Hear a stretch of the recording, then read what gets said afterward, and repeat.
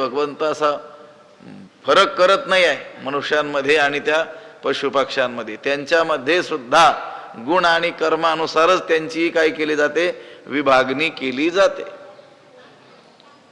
मनुष्य तर पशुपक्षी जरी आपण पाहिले तरी त्यामध्ये देखील काही सत्ववृद्धी असलेले आपल्याला आढळतील. जसं आता गाय, काही तमोगुणी आढळतील, काही रजोगुण अधिक असलेले आढळतील. त्या त्या गुण आणि कर्मानुसार काय केलेले आहे, रचना भगवंताने केलेली आहे.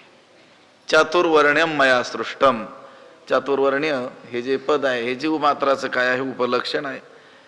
याचं तात्पर्य मानवच 4 प्रकारचे असतात असं नाही, तर पशु पक्षी वृक्ष इत्यादी सुद्धा 4 प्रकारचे असतात. पशु पक्षी इत्यादीच नव्हे तर हे वृक्ष इत्यादी जे आहेत ना, यांच्यामध्ये सुद्धा काय असतात, प्रकार असतात. आता बाभूळ आहे, कडुनिंब आहे, चिंच आहे, वेगवेगळी पिंपळ आहे, ही वेगवेगळी वृक्ष यांच्यातही सुद्धा काय आहे, विभागणी केलेली आहे. म्हणून चातुर्वर्ण्यम हे जे पद आहे हे केवळ माणसासाठीच आहे असं नाही, पण घ्यायचंय कोणी, माणसाने.